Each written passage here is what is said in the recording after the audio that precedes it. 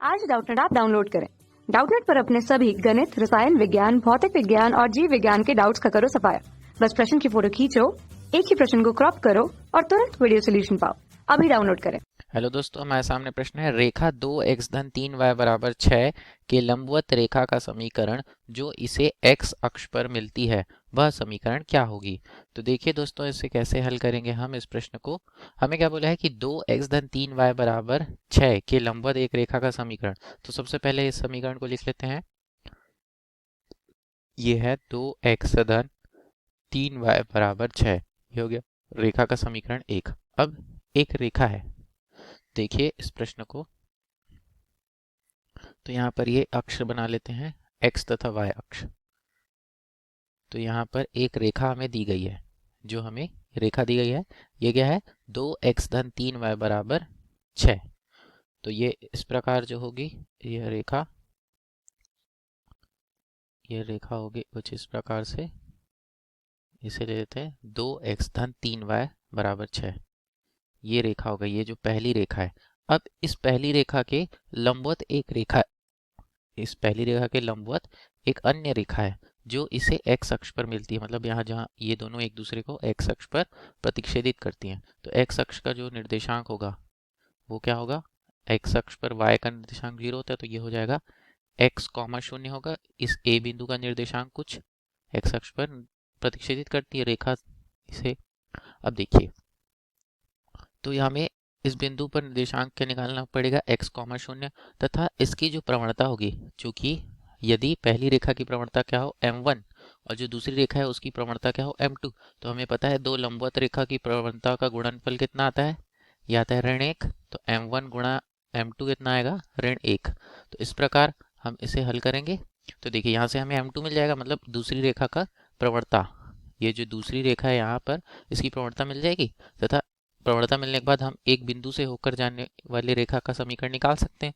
तो देखिए, अब यहाँ से देखिए कि चूंकि चूंकि रेखा एक बिंदु बिंदु ए से गुजरती है, ए से गुजरती है, अतः यह अतः बिंदु ए इस रेखा को संतुष्ट करेगी।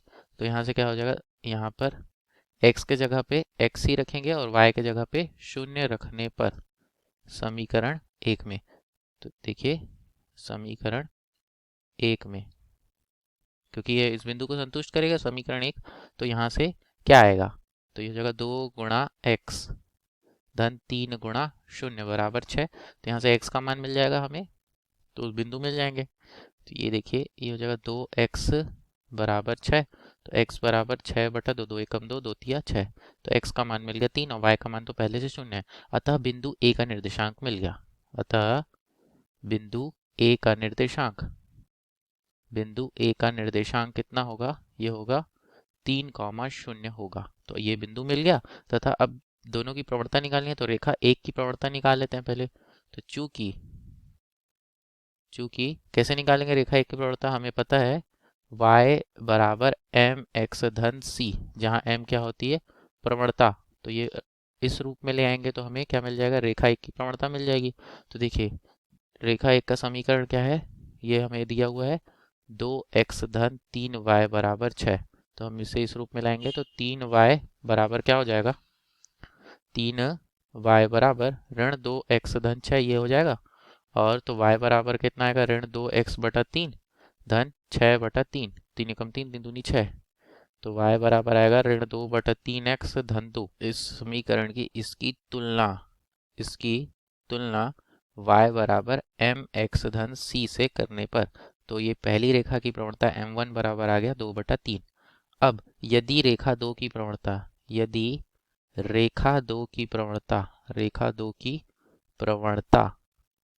क्या है, m2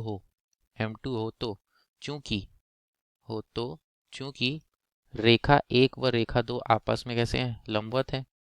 चूंकि रेखा एक व दो एक दूसरे पर लंबवत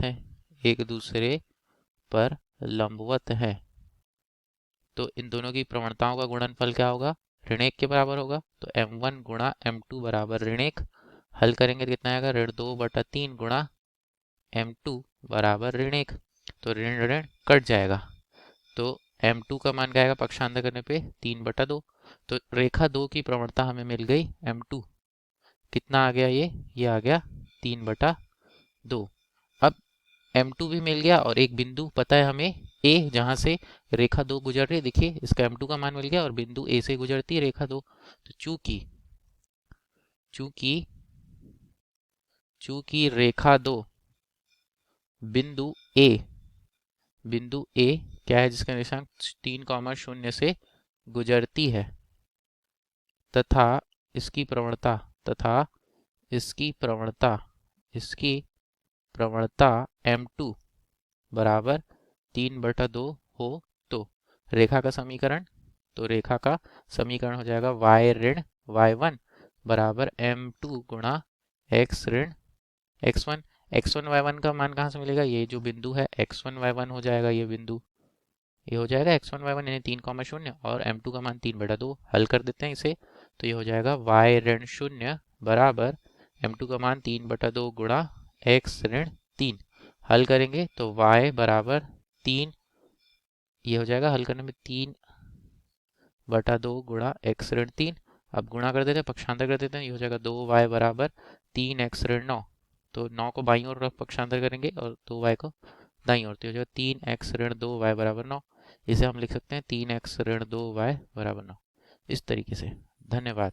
यही हमारा अभिष्ट समीकरण होगा। कक्षा 6 से 12वीं से लेकर नीट, IIT, JEE वो एडवांस के लेवल तक 1 करोड़ से ज्यादा छात्रों का भरोसा। आज ही डाउनलोड करें डाउटनेट ऐप या व्हाट्सएप करें अपने सारे डाउट्स 8400 400 400 पर।